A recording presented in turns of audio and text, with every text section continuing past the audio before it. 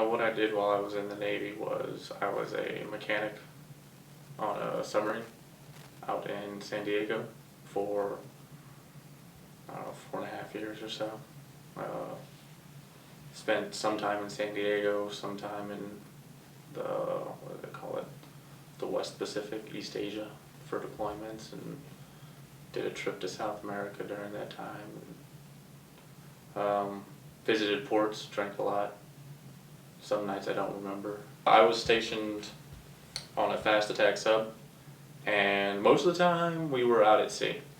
We'd only pull into port, I don't know, as needed, I guess. So on deployment, pull into Guam a lot, South Korea, Japan, things like that. Pull in 4, 5, 6 days at a time. Everyone would get at least one day off. We'd go out. Sometimes we're supposed to be back on the boat at midnight. Doesn't always happen. Go to the bars, the clubs, meet the females, party all night. Roll back to the boat, slightly inebriated, I guess. Yeah, a lot of time out at sea though. I remember going out to sea, and we did the 4th of July fireworks off the Coronado Island. Wouldn't even pull in for that. Everyone went to ooh ah, back down below. Everyone back to work after eating some greasy hamburgers. Yeah, I mean, we were gone all the time.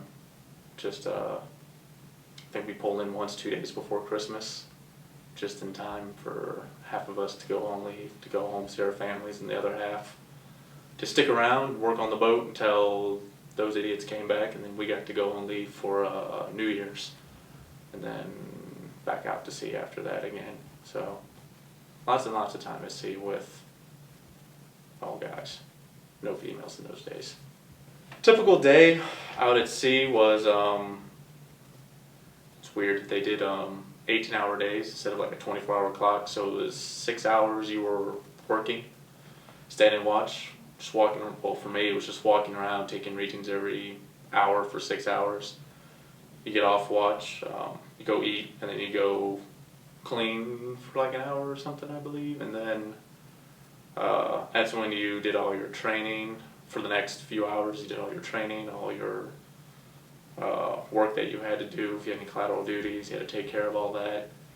Then once all that was done, you'd go, if you had time, go eat, maybe shower. Then you hit the rack for 3, 4, 5 hours, and then someone would come wake you up, and back off you go, stand the watch. You just did that over and over and over.